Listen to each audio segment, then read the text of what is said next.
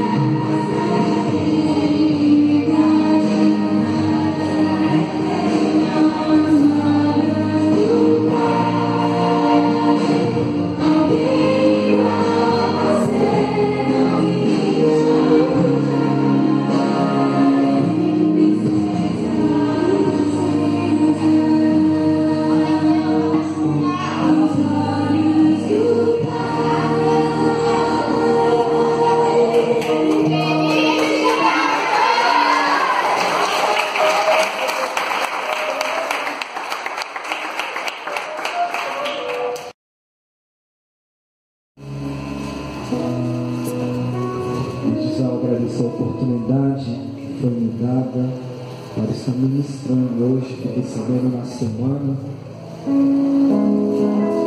Mas eu creio que Jesus tem algo a falar nos nossos corações, amém, irmãos?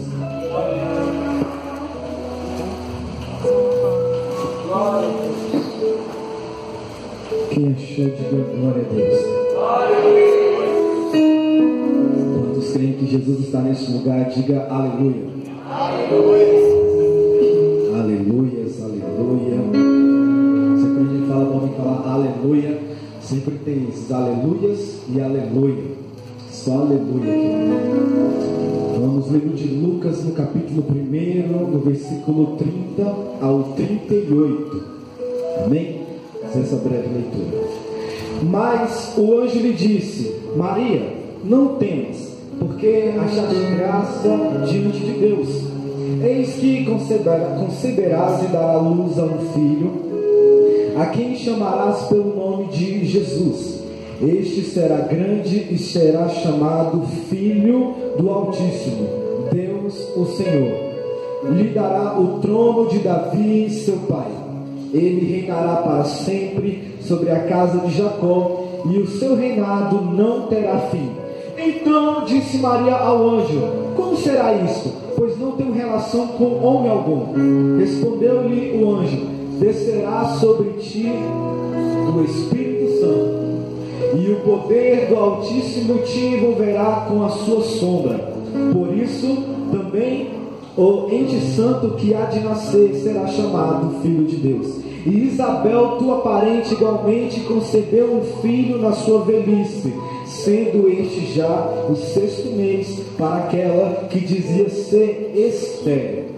Porque para Deus não haverá impossível em todas as suas promessas. Eu vou repetir o versículo 37. Porque para Deus não haverá impossíveis em todas as suas promessas. Então disse Maria: Aqui está a serva do Senhor, que se cumpra em mim conforme a sua palavra. E o anjo lhes ausentou dela. Podeis assentar, amém?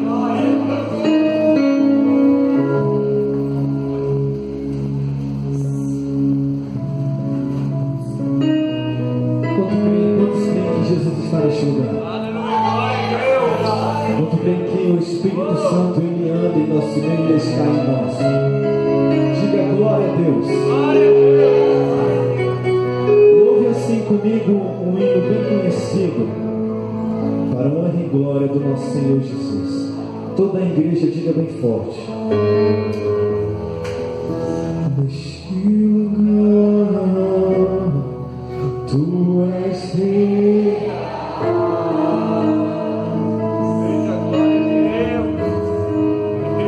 Seu coração, diga-me: vou me entregar totalmente,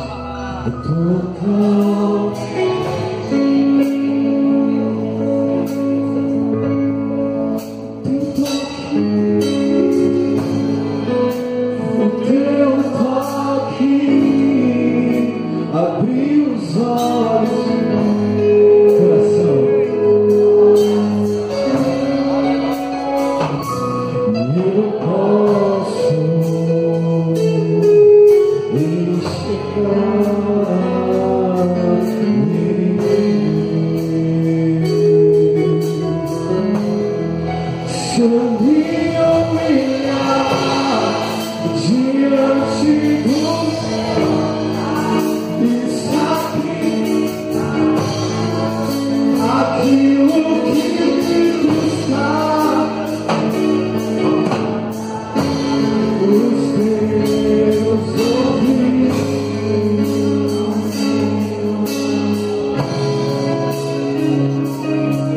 Aleluia, Jesus, aleluia.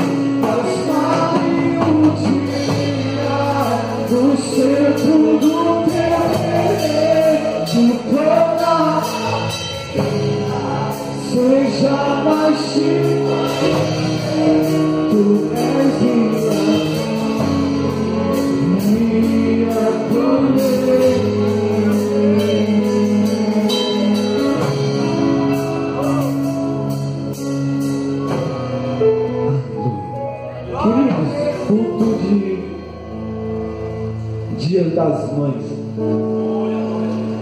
O fato é que no culto de Dia das Mães ou no culto de mulheres tem que se mencionar sobre a vida, a história de uma mãe, de uma mulher. A Bíblia vai nos mostrar vários exemplos de mulheres que foram fiéis a Jesus, de mães como Maria, Isabel, Ana, Agar, e por aí vai, de várias mulheres em que fizeram a vontade de Jesus. O culto de Dia das Mães, pessoalmente para mim, é bem especial. Particularmente eu digo por mim mesmo, quando é Dia dos Pais, Dia das Mães, eu acabo me emocionando quando começam as apresentações, as homenagens, porque eu tenho hoje eu não moro com meus pais, sou casado, graças a Deus, mas eu tenho 2 heróis que constituíram meu caráter, a minha vida, e eu devo muito a eles. Quando eu tinha 1 ano de idade, mais ou menos, meus pais eles chegaram a vender tudo dentro de casa. Meu pai teve que engolir o orgulho, morar na casa da sogra, para tentar cuidar de mim. Minha mãe, a história dela, um dia quem tiver coragem de ouvir, eu faço uma aposta com você. Diz que crente não pode fazer aposta, mas eu te desafio se você consegue ouvir a história dela e não chorar até o fim, porque é bem triste. E minha mãe, ela sempre, meu pai e minha mãe sempre cuidaram muito de mim, mas nessa época, 1 ano de idade, eu fui o primeiro neto da minha avó. Eu tive o início de gastrite aguda na época. Hoje tem 3 tipos de gastrite, na época eu só tinha uma. E não sabiam-se de gastrite aguda, isso em 1992. E meus pais rodaram comigo praticamente em todos os hospitais do DF e da Redondeza, e ninguém sabia o que eu tinha. Eu sabia dizer o que eu tinha. Eu estava ficando fraco, morrendo, porque eu comia, eu vomitava, passei por uma cirurgia, mas não melhorou em nada. Aconteceu que vários médicos viraram assim para a mãe, que o médico sempre fala assim com a mãe e com o papai, sempre assim: mamãe, papai, o seu filho não tem chance de sobreviver, o seu filho não tem como ir para frente. Alguns já conhecem essa história, há muito tempo eu não falo isso, nem menciono, mas falaram isso para eles, rasgou o coração deles. Até que uma vez, minha mãe no Sara Kubitschek, ela, graças a Deus, ela é acompanhada pelo Sara. Se levantou um enfermeiro lá e falou assim: não, vai lá no Agamib. E eu já tinha passado por lá. Não, mas vai lá que vai dar certo, procura fulano de tal, que ele vai cuidar do seu filho. Aconteceu que eu voltei para esse médico, Deus deu sabedoria para ele, esse médico desapareceu, ninguém sabe onde ele se encontra depois que ele me tratou, e eu fui curado. Mas nessa época foi uma época muito difícil, que minha mãe ela não podia me acompanhar nos exames, nos médicos, eu não pude ser amamentado pelo leite da minha mãe. O meu pai que corria comigo para cima e para baixo, e quando eu estava em casa com remédios, tentando ver se os remédios mudavam, meu pai estava carregando pedra em carroça para vender, para ter que pagar o meu tratamento. Isso morando na casa da minha avó, e morar na casa dos outros sempre rolam aquelas conversas, aquelas piadas, e é desconfortável. Então assim, eu tenho 2 heróis. Alguns veem minha mãe já não está no culto. Às vezes eu fico: mãe, os meninos brincam comigo, que às vezes quando eu brinco muito com a pessoa, eu chamo de desviado, fico brincando. E eu falo assim: mãe, pelo amor de Deus, vamos para a igreja. Eu não consigo, estou com dor, não sei o quê. E a gente vê aquela pessoa bonita, aquela pessoa forte, mas não sabe o que ela passa. Ela nasceu com o vírus poliomielite. O Wesley talvez faz enfermagem, que é de medicina. Esse vírus, com o decorrer do tempo, imagina se uma pessoa velha, os ossos já vão ficando fracos, imagina quem tem poliomielite. Os médicos falam assim para ela, eu acompanho ela nos médicos, é bem doloroso ouvir. Os médicos falam assim para ela: eu não sei como é que você anda, eu não sei o que está acontecendo na tua vida, eu não sei como é que você consegue ainda ficar em pé, porque o poliomielite já era para ter botado minha mãe de cama, e ela ainda anda, para a honra e glória de Jesus. Glória a Deus. Essa semana ela foi na fisioterapeuta, irmão Joris. Ela veio tendo algumas dores, e mesmo ela sendo acompanhada no Sara é uma burocracia terrível para marcar uma consulta até já para quem é paciente. E ela foi na fisioterapia para ver umas dores que estavam no joelho dela. A fisioterapeuta falou dela assim para ela: olha, corre no Sara, essa semana agora, corre no Sara, porque as cartilagens do seu joelho todas estão rompidas, eu não sei como é que você ainda consegue mexer o seu joelho e andar. Corre pro Sara. Ela me falou isso hoje. corre com Sara porque precisa fazer alguma coisa. E ela vai voltar com Sara para fazer mais uma cirurgia. Pelas minhas contas, no ano passado, ano retrasado, se completou 26 cirurgias que a minha mãe já fez. Minha mãe, dos 9 anos de idade até os 18 anos de idade, 16 anos de idade, o corpo dela ficou deitada numa cama do hospital, com o corpo do pescoço aos pés, parecendo aqueles de filme, todo cheio de gesso, o corpo todo engessado. O corpo dela, de 9 anos a 17 anos dela, foi formado dentro de um gesso. Só tirava o gesso porque ela ia crescendo e os ossos iam voltando para o lugar e ela tinha que botar o gesso. Minha mãe, ela se arrastava no chão. Minha mãe conta a história que certa vez a mãe dela, ela teve que trabalhar e tinha uma irmã. Minha mãe tinha 3 anos de idade, estava vindo do Pernambuco para Brasília para fazer o tratamento.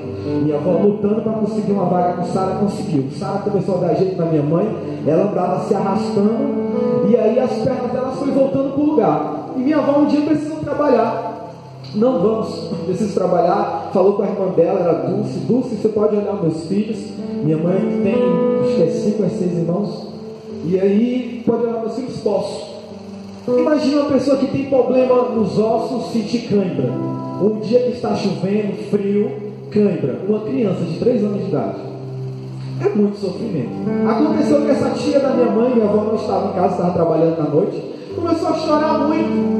E essa tia da minha mãe falou assim para ela, falou assim com a minha mãe, brigando com a criança, para de fazer barulho, eu quero descansar, é muita zoada. E minha mãe chorando de dor porque estava fazendo frio e estava dando cãibra. Essa tia da minha mãe pegou a minha mãe, botou no quintal, no relento, choveu.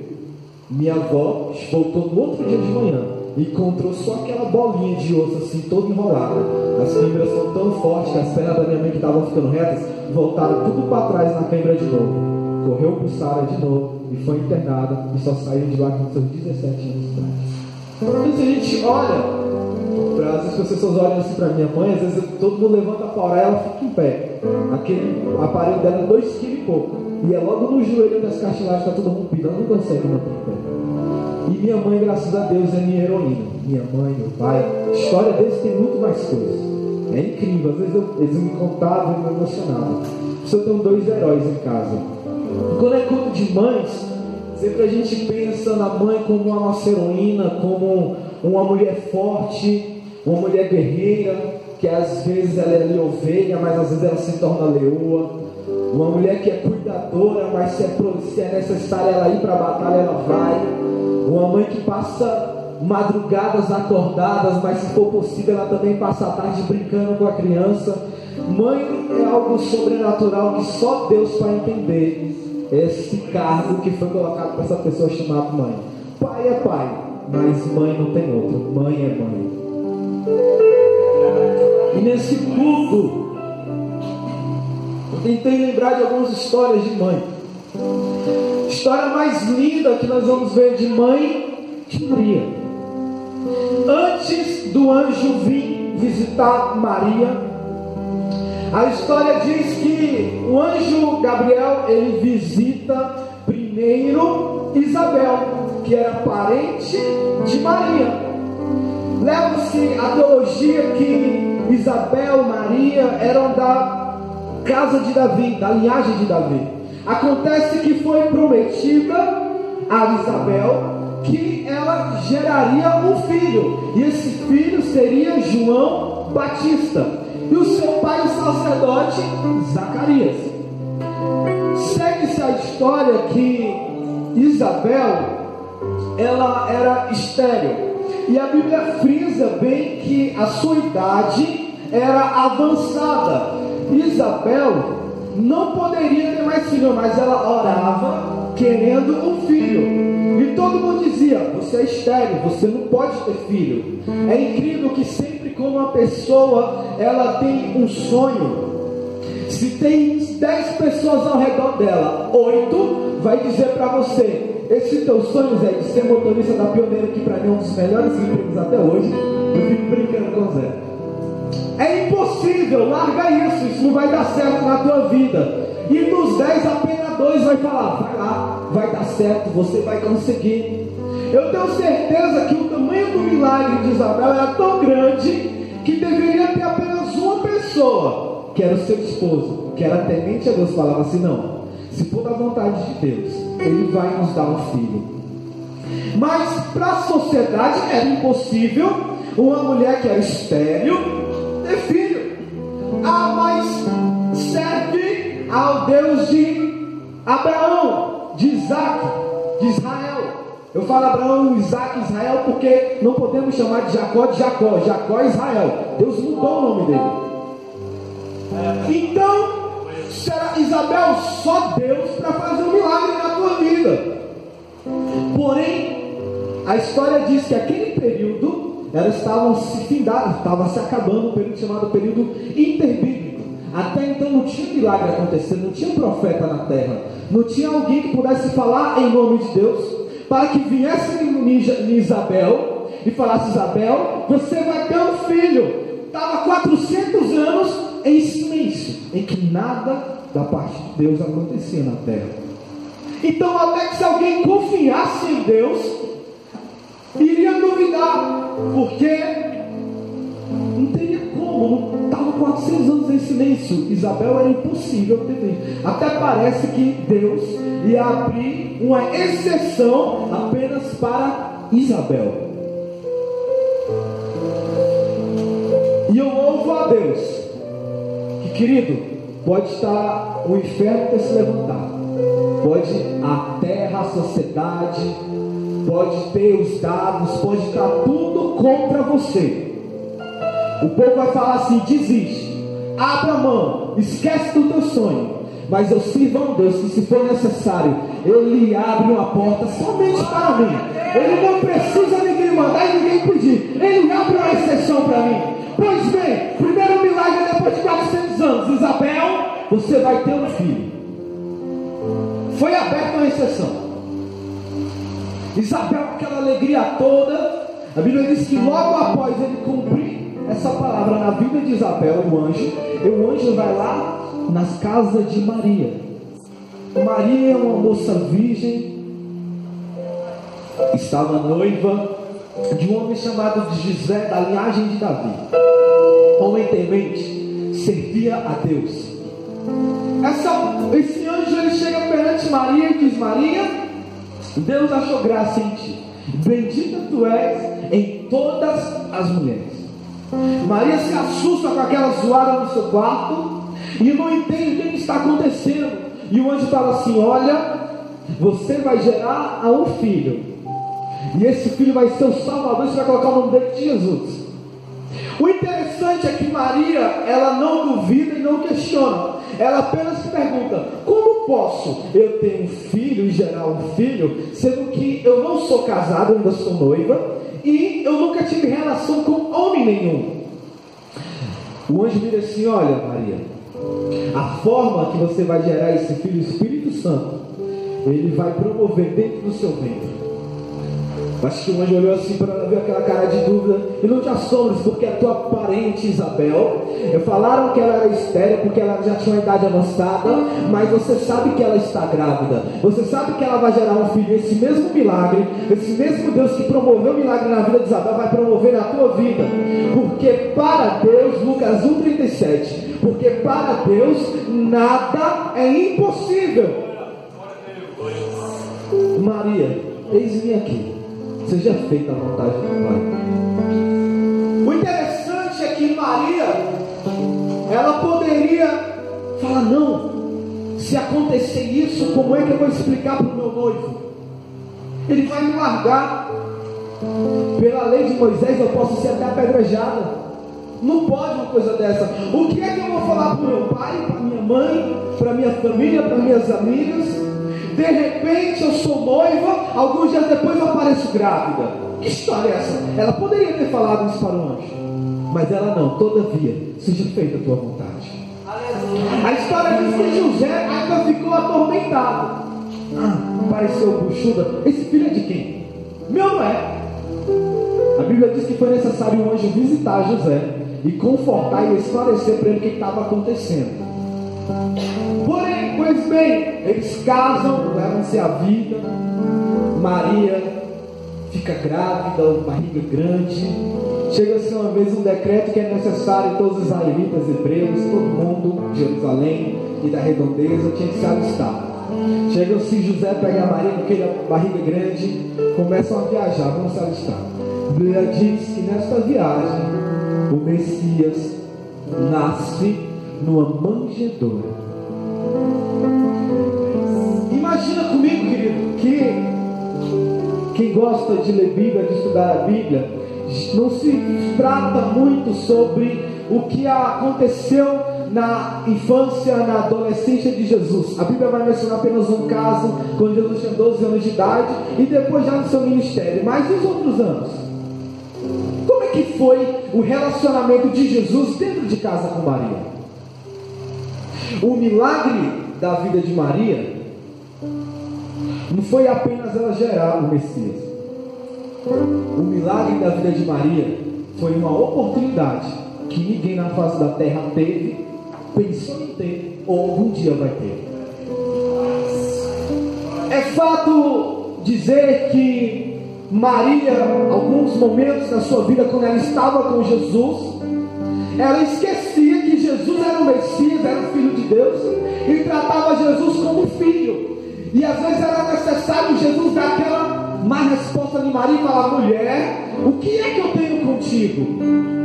Isso Jesus já no auge do seu ministério. Então imagina comigo Jesus com 8 anos de idade na casa de Maria e de José. Jesus brincava, aquela alegria toda. Agora eu quero ir além contigo. Maria preparava o jantar para esperar o carpinteiro, o seu esposo vir jantar em casa. Aí o esposo chegava, sentava-se à mesa, e até então estava tudo perfeito. Não, vamos chamar Jesus. Só que Maria, ela esquecia várias vezes que Jesus, ele era o Filho de Deus. Maria teve uma intimidade com Jesus que ninguém teve. Quando Maria preparava um jantar para José e para Jesus, ela não preparava um jantar para um pai e para o filho. Ela preparava um jantar para o Pai e para o Rei dos Reis, Criador dos céus e a terra, o Alfa e o Ômega. Maria, quando ia levar Jesus para a escola, para aprender as coisas, ela não ia apenas com o filho do lado, ela andava com o Rei dos Reis do lado dela, o leão da tribo de Judá, ela andava com o Alfa e o Ômega. Maria, quando ia dormir no quarto dela, não tinha apenas José, o seu esposo, dormindo, e o seu filho Jesus, não. Tinha o seu esposo dormindo com ela, e no outro quarto, pertinho dela, tinha o Rei dos Reis, aquele que não dorme, aquele que opera milagres, aquele que a ciência não consegue explicar. O milagre de Maria foi viver 33 anos com o mestre do seu lado. Queridos, quando nós temos intimidade com Jesus, quando Deus ele acha graça em nós, o maior milagre que Deus pode fazer na minha e na sua vida, não é apenas transformar a minha e a sua vida, não. É Ele nos acompanhar todo dia, 24 horas por dia, jantando, almoçando, tomando um café, andando, indo para o trabalho, para a escola, vindo para a igreja, saindo da igreja. O que Jesus quer contigo é andar com você, não é apenas te entregar a bênção.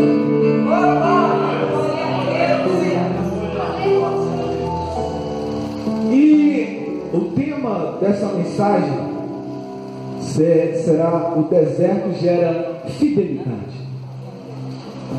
Muitas vezes a gente pensa que o Evangelho e as promessas que Deus tem ao nosso respeito, sobre nossas vidas, tem que ser cumprida assim, ó. Toda promessa, toda bênção, tudo aquilo que é entregado sobre nossas vidas, é necessário você entrar numa situação que é o que esvazia a igreja hoje, chamado deserto. Deserto que está matando o crente hoje, tirando o povo da igreja. Antes de Deus derramar algo sobre a tua vida, sobre a tua história, sobre a tua casa, primeiro Ele te coloca dentro de um deserto. Primeiro Ele te coloca num campo. Irmão Pablo, isso não é bíblico. É. E eu ainda vou mais além. No século que nós vivemos hoje, no findado do século XXI, o povo se preocupa mais na bênção do que em ter compromisso com quem entrega a bênção. Que é uma prova disso, culto de doutrina. Quantos irmãos vêm na igreja? Não comenta não que está gravando, vai para o YouTube, vai ficar feio. Não fala. Vou chamar um pregador de revelação sexta-feira na igreja. Domingo vem pregador não sei o que na igreja. Domingo tem o irmão Paulo pregando na igreja. Vazia. O pastor já vai pregar aqui, vazia. Mas traga alguém que revela. Traga alguém que cura. A igreja enche. O povo se preocupa mais naquilo que ele quer entregar do que aquilo que ele pode fazer. Então o evangelho é uma teologia de sofrimento, onde a pessoa tem que sofrer. Não. Porque a Bíblia diz que a salvação ela é tomada por esforço. E estreito é o caminho que leva à salvação. Quando eu permaneço nesse caminho, a Bíblia vai dizer que buscar primeiro o seu reino e a sua justiça, depois todas as outras coisas vos serão acrescentadas. Glória a Deus. Antes de Deus mudar a tua história, entrar na tua casa, na tua vida, salvar algum parente teu, tu vai sofrer um pouco. Jesus disse assim: quem quiser vir após mim, tome a tua cruz e siga-me. Quando Jesus ele pega a cruz, ele vai para onde? Ele vai para uma festa, ele vai para um casamento? Não, ele vai para a via dolorosa. E ele diz assim: siga-me. Siga-me. O povo entra na via dolorosa, vê que dói e vai embora. Vamos para a Bíblia. Deus chega assim: Samuel, vai lá na casa de Jessé, que meu rei está lá. Pois bem, Samuel vai na casa de Jessé, já vê logo um dos irmãos de Davi e fala assim: certamente esse vai ser o rei de Israel, homem bonito, forte. Esse é o rei de Israel, postura de rei. Deus brada do céu e fala: Samuel, eu não vejo como o homem vê. O homem vê o exterior, eu vejo por dentro. Glória a Deus. Aleluia. Aleluia, Jesus. Aleluia. Na família de José tinha um personagem chamado Davi. Alguns dizem que ele nasceu com cabelo vermelho. Isso no costume antigo era sinal de um menino amaldiçoado. Sabe o que Jessé fazia? Só você pesquisar. Quando tinha um aniversário, ele abre. Não faz seu aniversário aqui. Ajuda a família toda, chama o parente, chama cicrano, chama a avó, chama tio, traz o cachorro. Davi vai lá todo feliz. Opa, Davi não. Davi, sai daí. Fica bem longe. Que era amaldiçoado. Davi não. Vamos fazer aqui uma festa. Virada de ano. Chama-se todo mundo. Davi vem, prepara aquela roupa, aquilo tudo. Vem aquela festa, Davi vai todo feliz. Davi não. Davi, volta. Vai lá para o campo. Vai lá cuidar de ovelhas. O que eu quero te dizer é que antes de Davi ser ungido rei, antes de Jesus completar o que ele tem para fazer na tua vida, ele sempre vai te colocar no campo. Sabe por quê? No campo você vai aprender a cuidar de ovelhas. No campo você vai aprender a jejuar. No campo você vai aprender a suportar as coisas. No campo vai vir alguém tentando destruir a tua vida, algum leão, algum urso, você vai ter que se defender. Sempre vai ter um campo ou um deserto na tua vida. Pois bem, Samuel chega, manda chamar Davi. Davi vem, Samuel olha assim para ele e Deus fala: verdadeiramente esse, que era excluído de tudo, que era excluído de festa, que era excluído de tudo, era considerado amaldiçoado. Esse que era excluído é colocado lá no campo lá. Porque o Jessé achava que todos os filhos poderiam ser soldados, sacerdotes, mas Davi não, ia ser morrer cuidando de ovelhas. Manda chamar esse aí, ó, que ninguém duvide. Traz ele aqui. Quando Davi chega, a Bíblia diz que ele é ungido rei. Aí você pensa: então agora Davi vai viver feliz? Nada. Aí quando começa a se cumprir a história de o milagre na vida de Davi, aí Davi começa a ser perseguido de verdade. A Bíblia vai dizer que toda Israel, a mando de Saul, queria pegar e tirar a vida de Davi. A Bíblia vai dizer que vai chegar um ponto na vida de Davi que ele se tranca dentro de uma caverna, com fome, sem comida, sem água para beber, todo mundo querendo pegar ele, todo mundo querendo destruir ele. Ele dentro de uma caverna, ele dizia assim: o Senhor é meu pastor e nada me faltará. Se Deus não foi bom com meus pais na fé, Deus vai ser bom comigo e vai permitir que eu não entre no deserto? Olha para Paulo, como é que Paulo morreu. Olha para Pedro, como é que Pedro morreu. Reflita em todos os homens da fé, tudo que eles passaram. Será então que isso que é ministrado de prosperidade, de vida boa, de casa, chave, de carro, será que é isso que Deus tem para mim? Se você é apenas isso, querido, parabéns para você que vai ser o único. Porque nenhum dos nossos pais da fé tiveram isso.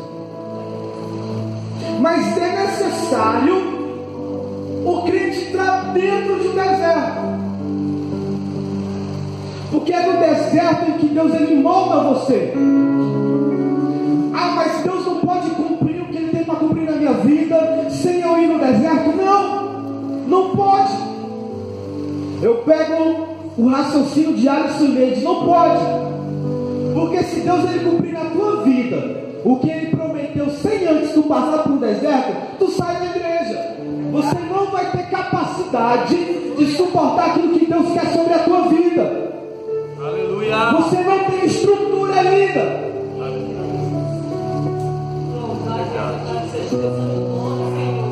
Por isso que é necessário. Ah, mas eu vou para a campanha é 7 dias. E 7 dias não acontece nada na tua vida. Por quê? Porque a igreja não tem milagre. Aí o cara vai para outras igrejas que tem milagre. Não é assim que funciona. O evangelho não é este. O evangelho é que você tem que continuar no deserto. Irmão Paulo, eu estou passando por tanta luta, por tanta dificuldade. Eu falo, oh, meu Deus, que vitória. Vou parar de ir para a igreja. Querido, eu sinceramente, quando alguém faz isso para mim, eu fico dentro de mim dando glória. Porque quando o crente, irmão Juarez, ele está passando por tanta luta, tanta dificuldade, isso é passageiro. Eu tenho certeza, alguns meses depois, alguns dias depois, Deus vai colocar ele para sentar, vai colocar ele como rei. Deus vai mudar a história, Deus vai fazer um milagre. O deserto é algo provisório, é algo que vai durar para sempre. E o interessante é que é no deserto em que Deus, Ele vê se você é fiel a Ele ou não. É o deserto que vai gerar a fidelidade que Ele quer sobre a tua vida. Irmão Paulo, mas eu quero desistir. Eu quero largar tudo. Eu vou desistir. Eu lamento te dizer, não vai não. Diz uma história que Jesus, ele se aproxima de uma cidade chamada Naim. Quando ele está se aproximando dessa cidade de Naim, ele vê um momento meio triste, uma mãe enterrando seu filho. E naquele momento, a mãe, algo interessante que os mortos não podiam ser enterrados dentro da cidade, tinham que ser fora. E ela estava se aproximando para sair de Naim. O interessante é que aquela mulher, ela não tinha esposo, então ela já era mal vista pela sociedade. E o seu filho, que poderia prover alimento para dentro da sua casa, estava morto. Resumindo, aquela mulher ia enterrar o seu filho, e na primeira esquina que ela encontrasse, ela ia sentar para pedir esmola, para tentar sobreviver. A história diz que Jesus ele se aproxima com os discípulos e com a grande multidão, ele vê aquilo acontecendo, ele olha para aquela situação, ele sente a dor da mãe, e quando a mãe se aproxima da cidade de Naim, Jesus entra na história dela. Sabe o que eu aprendo aqui?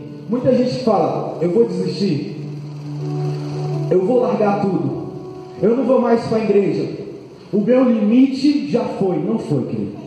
Você pode ter certeza que quando chegar no seu limite, eu não sei qual é o teu limite, mas na saída de Naim, Jesus vai estar te esperando. Para quem é filho de Deus, quando você chegar no seu limite, Jesus ele vai estar te esperando. Jesus ele vai estar esperando para mudar a tua história. O crente entra no deserto, eu vou desistir, eu vou largar tudo, não vai. Quando você chegar no final do deserto, no limite, Jesus ele entra na tua história, Jesus ele entra na tua causa, Jesus ele muda a tua vida. Mas permaneça fiel. Irmão Pablo, mas estão querendo me destruir, estão querendo acabar com a minha vida. Hoje é algo horrível de se dizer, mas as redes sociais estão com um poder sobre a sociedade muito grande. Se eu sou do grupo de WhatsApp, eu saio do grupo, os irmãos já vão no meu privado. Por que você saiu? Porque eu quis. Por que você saiu? O que aconteceu? Nada, eu quis. Mas é aquela coisa toda. E dói dizer, mas a verdade é essa.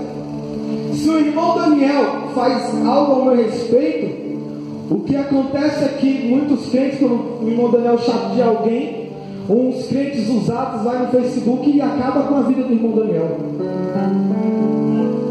E tem crente que é mais usado e ainda fala: Deus é fiel, Deus é fiel, Deus é fiel. Eu fico vendo misericórdia. E a situação do deserto vai se apertando na vida do crente. E ele pensa: tudo, até nas redes sociais estão me destruindo. Estão falando que eu sou A, estão falando que eu sou B. Estão planejando contra mim. As oportunidades foram fechadas. No emprego querem puxar o meu tapete. Quer saber de uma? Deus, eu sei que tu és bom, eu sei que tu me guarda, mas agora eu vou me defender. Isso é o que Satanás quer que o crente faça. O legal é, no livro de Hadassah é o hebraico de Esther, vai dizer Mardoqueu. Amã era o segundo abaixo do rei. O rei mandava em tudo, mas abaixo dele era só Amã. Amã mandava em tudo. Acontece que quando Amã se aproximava de determinado lugar, era necessário que todo mundo que visse Amã tinha que pelo menos fazer assim com a cabeça. Não tinha nada a ver com idolatria, mas com respeito à autoridade que Amã era. Porém havia um personagem que quando Amã se aproximava, ele continuava com a cabeça para cima. Rapaz, você não está vendo Amã aí? Está vendo Amã vindo não? Continuava. O nome desse personagem Mardoqueu. Em algumas traduções vai estar Mordecai. A história diz que Amã, vendo aquilo, se incomodou de uma tal forma que um dia ele chegando na sua casa com seus amigos, ele conta: rapaz, aonde eu vou todo mundo me respeita, mas Mardoqueu não. Já se leva a pensar que Amã não era a pessoa que prestava, porque se Mardoqueu não honrava Amã, então não prestava. E é prova isso porque quando ele fala assim para sua esposa, para seus amigos: o que eu posso fazer para me vingar de Mardoqueu? O povo fala assim: faz o seguinte, constrói uma forca para ele e enforca ele, e faz um decreto também, mata todos os judeus. A Bíblia vai dizer que Mardoqueu fica desesperado, vai ao palácio encontrar Esther, conta para Esther o que aconteceu, e Esther manda o povo jejuar. A história diz que certa vez a mãe, numa madrugada, ele começa a construir uma forca gigantesca. E nessa mesma noite, enquanto Amã estava construindo aquela forca gigantesca, a história diz que um Deus de milagres estava visitando o rei.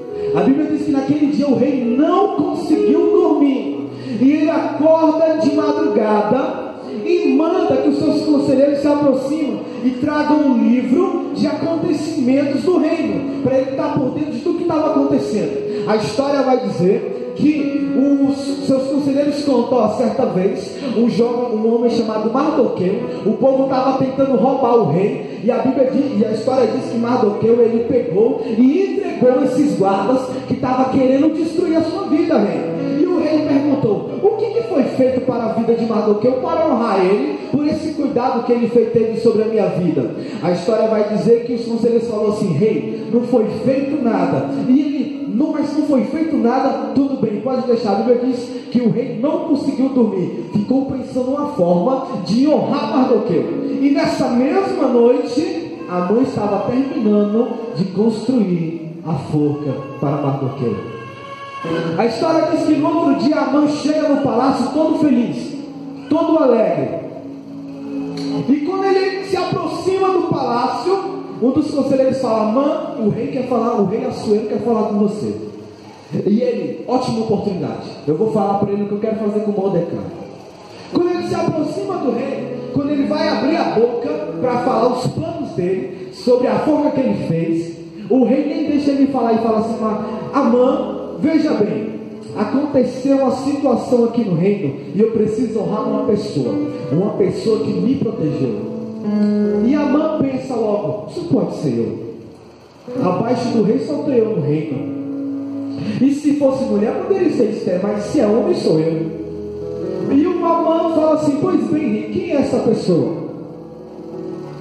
Olha, Amã, primeiro eu preciso saber o que eu posso fazer para honrar ela.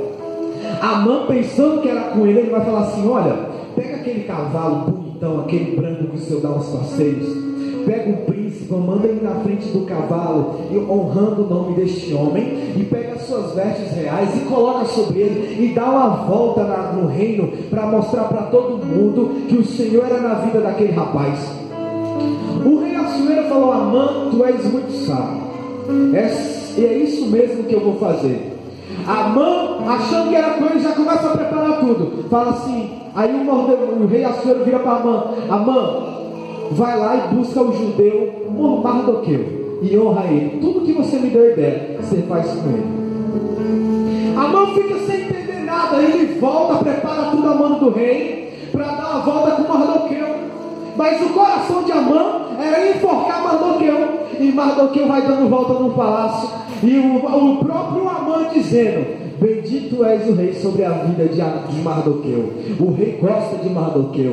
Mardoqueu foi fiel ao rei, mas o rei ama Mardoqueu. A história diz que aquela mesma forca que foi construída para Mardoqueu, Amã é morto nela. Sabe o que eu aprendo com isso? Você que está no deserto, você que está no campo, pensando em desistir, em largar tudo, incomodado com o que estão falando ao seu respeito no Facebook, WhatsApp ou na igreja, você que está incomodado com o irmão que está te atrapalhando, deixa eu te falar uma coisa esta noite. Assim como aconteceu na vida de Mardoqueu, o povo pode tentar falar mal de você, o povo pode tentar planejar acabar com a tua vida, mas no mesmo momento o seu rei, ele não dorme, e ele entra ao seu favor. O povo pode preparar, mas Jesus, ele está vendo. Porque o crente pensa assim: não, eu estou acordado, então eu consigo me defender. Se alguém falar alguma coisa, eu entro no vídeo, Salmo 8, eu dou uma resposta, tudo bem. Mas e de noite, quando eu estou dormindo, o que eu vou fazer? E de noite, quando o crente está dormindo, o que faz? Eu louvo a Deus e glorifico ao Eterno, porque eu não preciso me proteger durante o dia, porque Jesus, ele me guarda. E se eu dormir, Satanás ele não dorme, mas eu glorifico a Deus, que o meu Deus, ele também não dorme. Podem tentar planejar contra mim, mas o meu Deus, ele não dorme. Eu posso entrar no deserto, o povo quer me destruir, mas o meu Deus está comigo. Isaías 41:9. Eu sou contigo, eu te ajudo, eu te levanto, eu te sustento com a minha destra fiel, com a minha mão forte. A Bíblia vai dizer que quando você entra numa dificuldade, Deus, ele é fiel na tua vida para te guardar, para te proteger e mudar a tua história. Aleluia! Aleluia!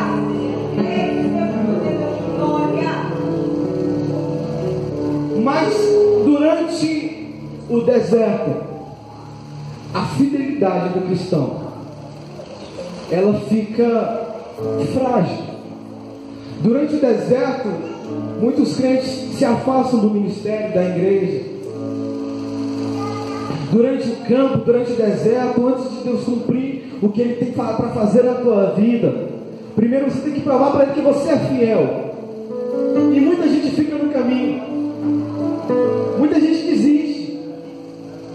A Bíblia vai dizer assim: permanecei-vos em mim, e se vós permanecei-vos em mim e eu permanecerei em vós, tudo aquilo que pedir de oração, o Pai lhe concederá. O problema é que o povo não quer permanecer em Deus e quer desistir, quer abrir mão, quer largar tudo. E é no deserto que a gente vê quem é crente, quem é filho de verdade. É no deserto que se revela quem é adorador. Aleluia. Esses dias atrás eu estava vendo alguns hinos. Um cantor, ele disse que estava ministrando na igreja, um louvor, e a igreja era grande. E num determinado ponto da igreja tinha uma mãe com um bocado de criança. Porém, uma das crianças, ela tinha uma sacolinha nas suas mãos. E quando chegar os momentos que são o ápice do culto, que todo mundo dá glória, aleluia, essa criança naquele congresso, ela pegava aquele pacotinho e começava a jogar para cima. E aí o pacotinho estava aberto e ia saindo um bocadão de pedacinhos de papel. E eu estava ouvindo, fazendo umas coisas, e eu parei e prestei atenção para mim terminar de ouvir a história. E o pregador olhando aquilo ali e achando estranho. Aí depois ele percebeu que o porteiro foi lá, falou com a mãe, e a mãe falou algo para o porteiro pegou e ficou incomodado porque tinha muito papel caindo no templo. Ele pegou e voltou para a portaria, mas voltou chorando. E o pregador não entendeu nada. Aí depois ele foi lá na mãe e perguntou para ela: por que seu filho estava jogando esses papéis aí? Aí, porque meu filho, desde quando ele era criança, ele não fala. Ele não consegue falar nada, mas ele entende. Ele ouve, mas não consegue falar. Ah, mas o que isso tem a ver em jogar papel? Aí ela pegou um dos papéis assim, alguns papéis, e mostrou para ele. Nos papéis estava escrito: glória a Deus, aleluia, Jesus é bom, Jesus é maravilhoso, Jesus é um milagre. E ela perguntou: por que o porteiro ele saiu daqui chorando quando falou contigo? Não, porque ele veio falar para ele parar de fazer bagunça e jogar papel. Quando ele viu que ele estava fazendo o que eu contei para ele, ele começou a chorar. Aí o pregador entendeu que o limite daquela criança não era falar, mas meio no deserto ele adorava Jesus, ele glorificava Jesus, dizia glória a Deus, dizia aleluia, só o Senhor é Deus. É isso que revela quem é cristão. Abre a tua neve, a sua. É o deserto batendo na sua cara e você gritando: só o Senhor é Deus, só o Senhor é bom. Na minha casa não tem nada, mas se meu Deus é Deus de providência. Mas tu está desempregado, mas Deus ele é Deus de milagre.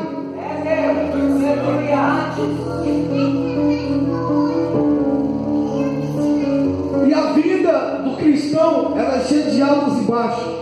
E ninguém entra no deserto porque quer. Lógico que se todo mundo fosse orar, pedir a Deus, você falaria assim: Pai, me tira do deserto. Se o próprio Jesus, depois do culto que ele fez, ele serviu a ceia, ele sobe ao monte para orar, e ele fala assim: Pai, se for possível, passa de mim esse cálice. Se Jesus ele teve um momento que pensou em desistir, quem dirá eu e você? Quem dirá o que eu e você vamos fazer no meio do deserto?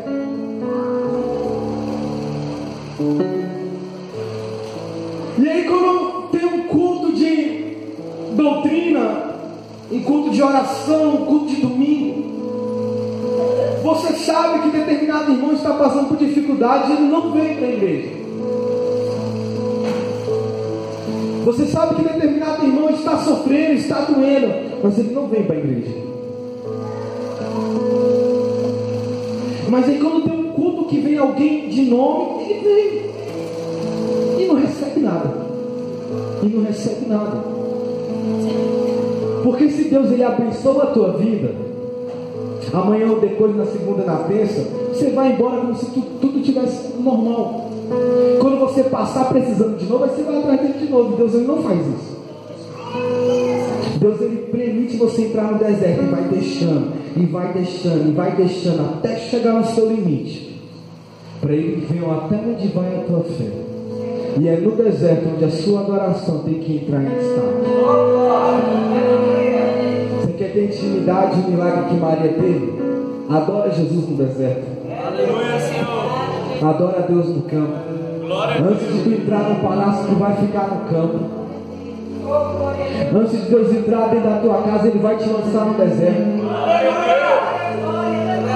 Eu não posso falar aqui: Deus vai mudar a tua história, Deus vai mudar a tua casa, vem e adora. Não vai, não vai. Tem que ser falado a verdade, não vai. Se você não tiver compromisso com Deus, Deus não muda a tua história. Às vezes até por misericórdia, mas você sempre vai ficar ali no morro. E a Bíblia diz que ele vomitará os morros. Você quer ver um exemplo de adoração em meio ao deserto? Jesus, certa vez, ele é convidado para um jantar em Betânia. Ele chega naquele jantar, uma das histórias mais lindas que eu acho. Ele chega naquele jantar, a Bíblia diz que o responsável pela casa preparou todo o banquete. E naquela época, quem preparava um jantar, uma festa, era geralmente quem tinha condições. E o anfitrião, ele pegou e disse assim: não, vamos fazer um belo jantar, porque Jesus estava vindo para cá. Isso era 2 dias antes da Páscoa. Jesus, ele ia ser crucificado uns 2 dias depois, mas ele parou em Betânia para jantar. O interessante é que em Betânia é preparado um banquete para ele, meus amigos. E como tinha um banquete naquela época, os judeus tinham um costume muito interessante.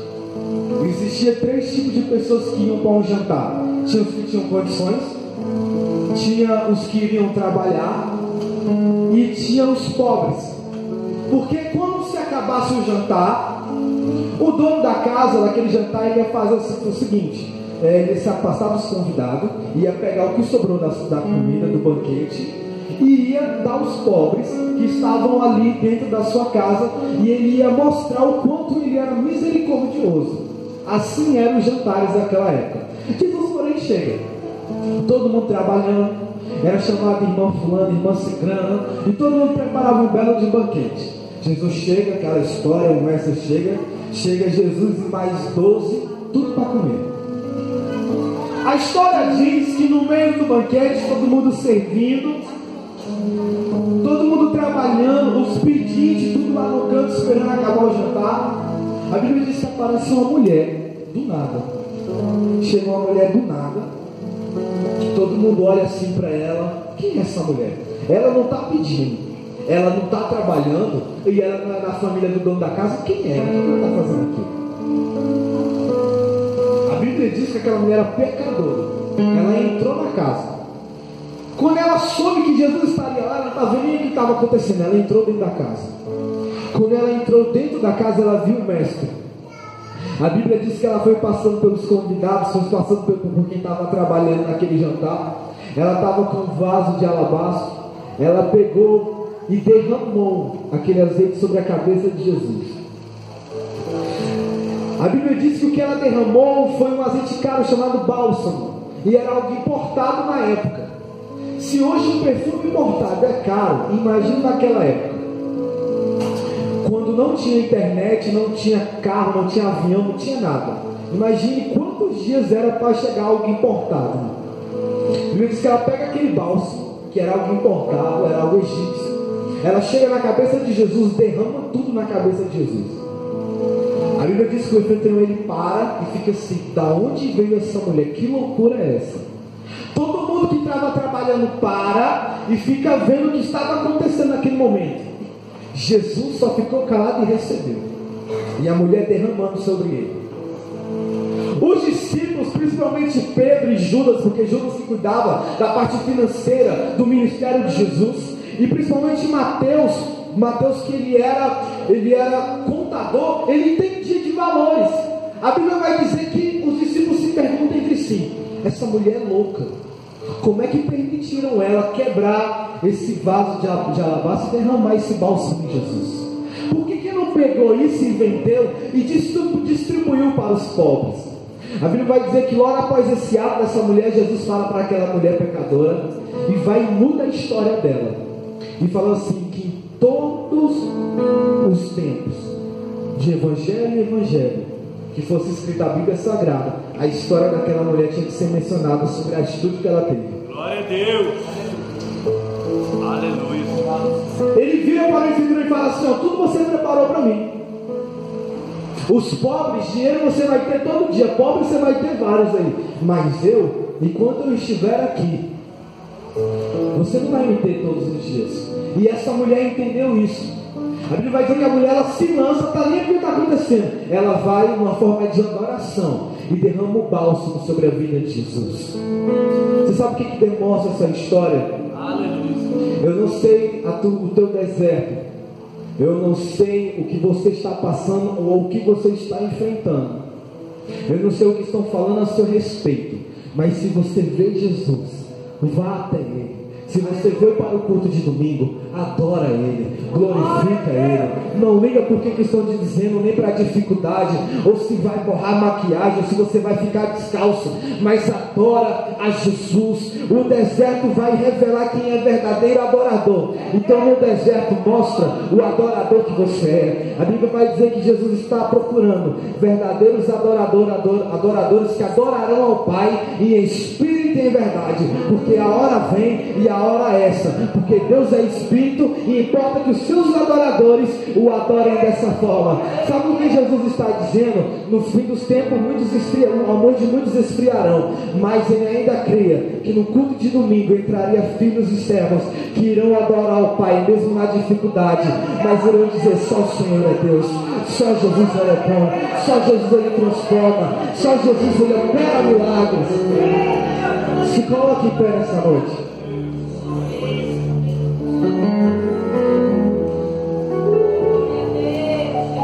Glória a Deus, aleluia.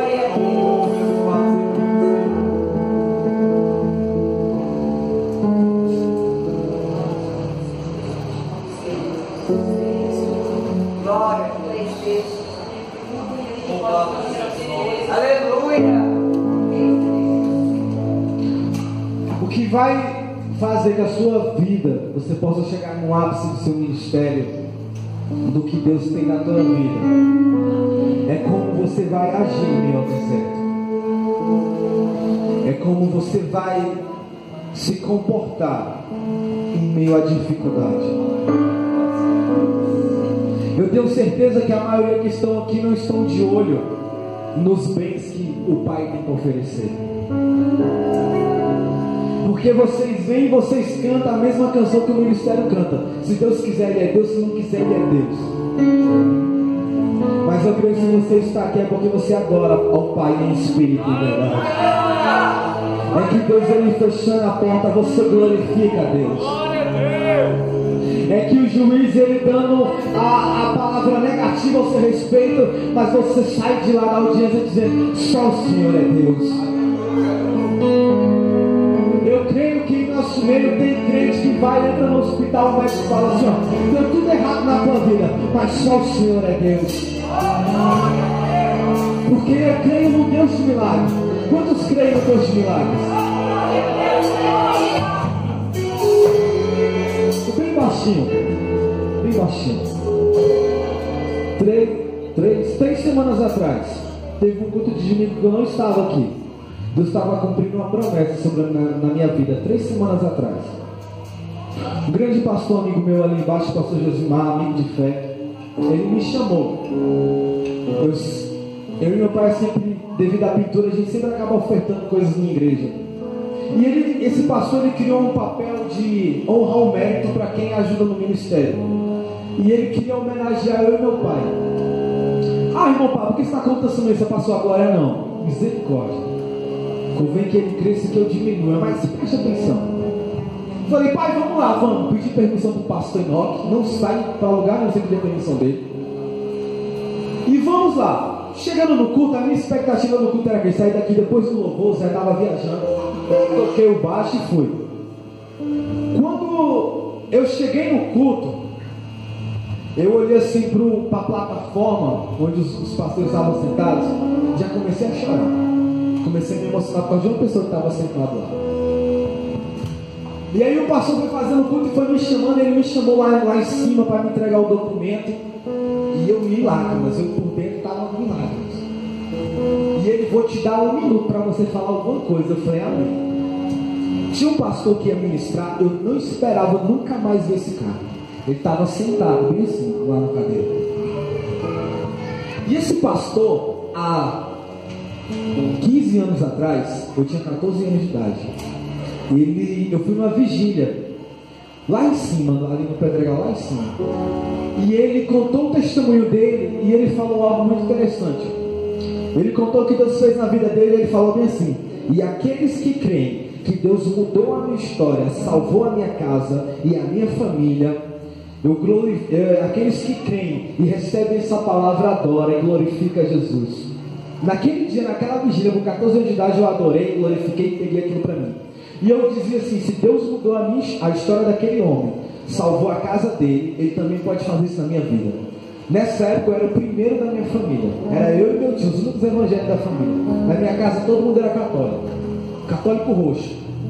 E tudo o que eu aprontava, eu sempre fui meio agitado. Tudo que eu aprontava, eu apanhei, não estou vergonha de dizer, porque eu fui terrível. Até meus 14 anos de idade. Se eu não fosse crente, eu ia apanhar mais. Mas eu me tornei crente, então eu aprontava e o meu castigo era: você não vai para a igreja.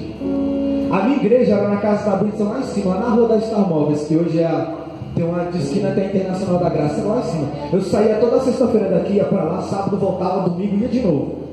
Fiquei quase um ano fazendo isso. Aí meu castigo era: tirei meu carro do colégio, não vai para a igreja. Falei logo com o pai e com a mãe: não vai para a igreja. Briguei com o irmão: não vai para a igreja. Tudo era isso, doía, irmãos, nossa. E eu fui para a vigília e um homem falou isso, o pastor. E eu falei: se Deus mudou a história dele, vai mudar a minha. E um dia eu ainda vou ver esse pastor e vou falar isso na frente dele.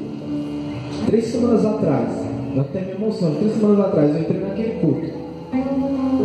Minha família nem era nem evangélica, eu nem pensava em ser evangélico na época. 3 semanas atrás, quando eu vi aquele pastor naquele púlpito, eu peguei o microfone e eu falei: pastor Josimar, o senhor me trouxe aqui para receber esse documento, mas Deus me trouxe aqui para cumprir uma promessa na minha vida. Porque eu disse para Deus que eu queria ver esse homem aqui de novo. Ele não entendeu nada. Apontei para ele que Deus me trouxe aqui que eu queria ver esse homem de novo. Porque certa vez, 15 anos atrás, ele fez uma vigília e disse que Deus poderia mudar a história dele. Mudou a história dele. E quem acreditava, Deus também ia mudar. Eu acreditei e Deus mudou a minha história. Naquela época lá, meus pais nenhum era crente. Mas hoje eu estou aqui nessa plataforma com meu pai, crente, sendo homenageado porque nós dois trabalhamos na obra de Jesus.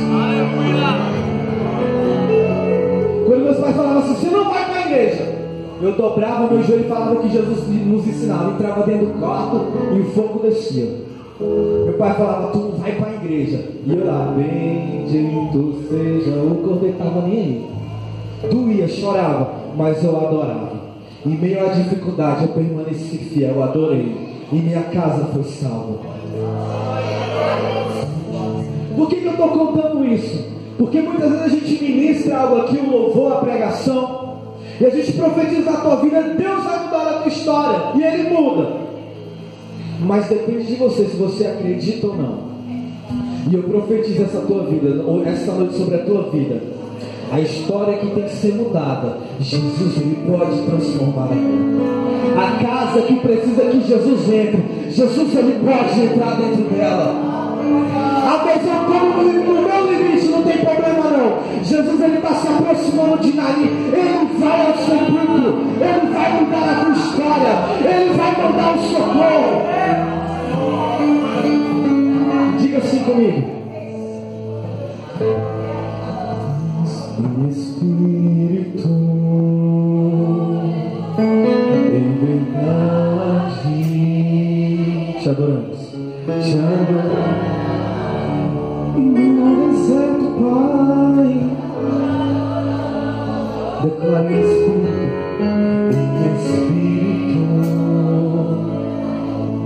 em verdade, te adoramos, Deus.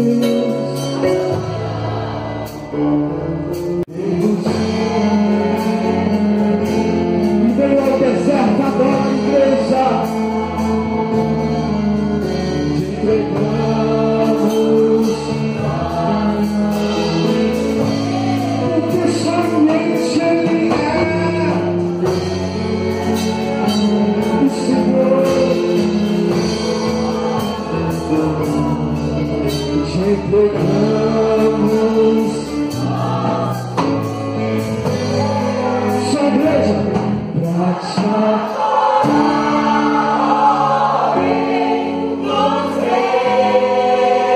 porque eu nasci.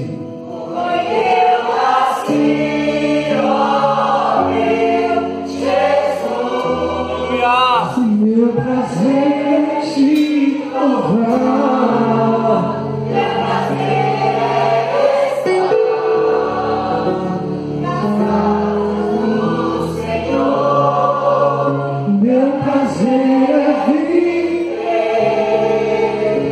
na casa de onde flui o amor.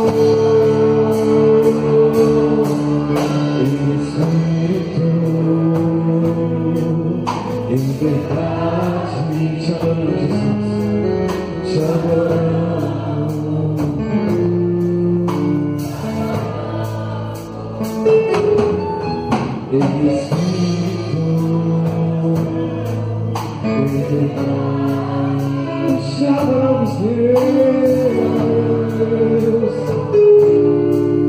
te adoramos, Ele o Senhor, te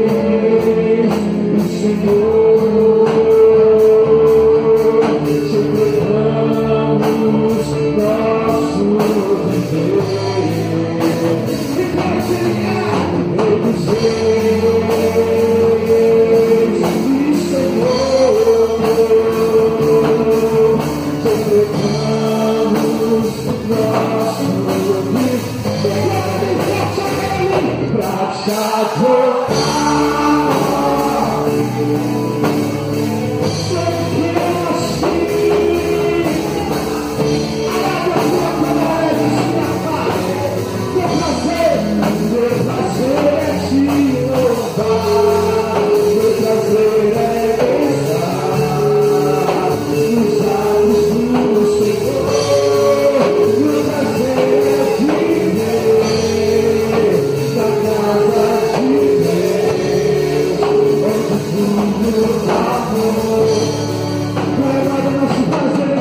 nosso viver.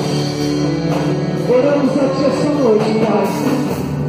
Nos ajuda a permanecer no deserto, Pai. Confiando em Ti, meu Deus. Fortalece a nossa fidelidade. Abençoa, Pai, a igreja. Para que possamos alcançar a boa e agradável vontade do Senhor. É que oramos a Ti essa noite, Pai. Em nome do Senhor Jesus. Aplauda Jesus Cristo.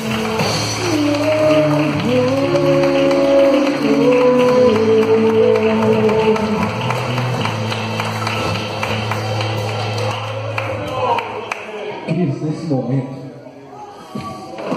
bom, a gente passa momentos, experiências com Jesus, é algo impactante, algo que não tem explicação. Outra vez eu conversando com a Cristina, a Cristina falou assim: se a gente pudesse colocar o amor que nós temos por Cristo no coração de todo mundo como uma cirurgia, se eu chegar, pá, tava bom demais. Esses momentos que nós passamos com Jesus, não tem preço que venha pagar, não tem nada na terra que se compare a essa experiência de fé que nós passamos dentro do tempo. Porque eu creio que é chegada a hora em que Maranata, a hora vem o Senhor Jesus. Aleluia. Queridos, nesse momento, queria fazer um convite. Todas as mães. Quem é mãe, levanta a mão. Abaixa a mão. Isso. Quem é mãe, levanta a mão. Isso. Quem ainda vai ser mãe, a Valquíria abaixou, mas levanta a mão também. Eu queria convidar todas as mães aqui na frente, que ainda vai ser mãe. Todas as mães, venham aqui na frente. Que vai estar orando por vocês nesta noite. Todas as mães. Isso, não fica com vergonha não. Pode vir. Todas as mães.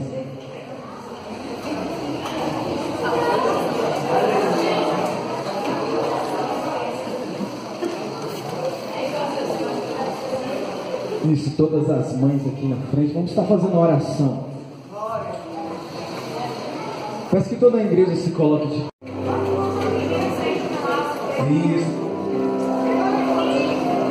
Eu queria convidar o evangelista Juarez, o Daniel. Nós vamos estar fazendo uma oração por todas as mães. Sabemos que mãe, há momentos que ela, às vezes ela chora mais do que ela ri. Há momentos que a mãe ela não consegue dormir, preocupada porque o filho chega tarde em casa, preocupada no ano letivo, como é que o filho está na escola. A mãe vai ficando bem preocupada. E num ano assim de 300 e poucos dias, você deve ter uns 100 assim que você deve rir. Porque os outros é preocupação, cuidando da casa, sendo esposa, sendo companheira, sendo mãe, sendo amiga, sendo cuidadora. E nós queremos parabenizar a Igreja de Deus, o pastor que está de serviço. Ele queria muito, irmãos. Ele queria muito estar aqui. Ele não pôde estar, mas ele parabeniza todas as mães. E nós queremos orar pelas mães essa noite, amém? Queria pedir o irmão Juarez, o irmão Daniel, vamos estar orando nesta noite. Senhor Jesus, te colocamos, Pai, cada mãe, meu Pai, para cada criança que ainda está sendo gerada no ventre. Nós colocamos cada mãe dessas, meu Pai, nas suas mãos.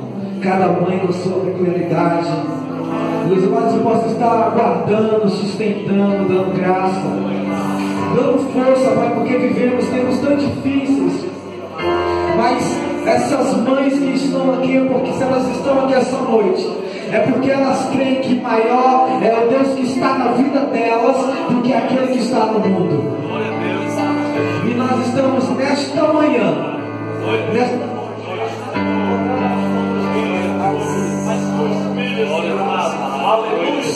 estamos nessa noite, Pai, orando ao Senhor, te pedindo que a tua graça, o teu amor, a tua misericórdia possa estar sobre a vida de cada mãe dessa, cada representante, meu Pai amado, de cada lar aqui essa noite. Que o Senhor possa estar sustentando, que o Senhor possa estar guardando, meu Pai amado, que possa estar cuidando de cada marido, de cada filho, de cada projeto, de cada sonho. Repreendemos, meu Pai amado, toda frustração, repreendemos, meu Pai amado, toda desistência em sonhos, e profetizamos o milagre sobre a vida delas. Meu Pai amado, dá força, meu Pai amado, dá sabedoria nesses tempos difíceis para cada mãe dessa que se encontra aqui essa noite. Meu Pai amado, abençoa, cuida delas, cobre com teu sangue, meu Pai amado, com o sangue do Cordeiro, meu Pai amado, e dá vitória para cada mãe valente dessa. É o que te pedimos neste momento, em nome do Senhor Jesus Cristo. Amém? Amém, irmãos? Eu peço que toda a igreja e também todas as mães, porque teve mãe que foi filha e agora é mãe, todos que são avó, então todo mundo foi filho, todo mundo teve uma mãe. Então todas as mães, toda a igreja, vamos dar só uma forte salva de palmas para todas as mães desta noite. Amém? Aleluia, glória a Deus. Louvado seja o nome do Senhor Jesus. Aleluia. Beleza, sentar. Neste momento eu vou estar passando para a irmã Linda e para a irmã Luanda. Foi passado para mim que ela vai estar sorteando algumas lembranças. O irmão Linda está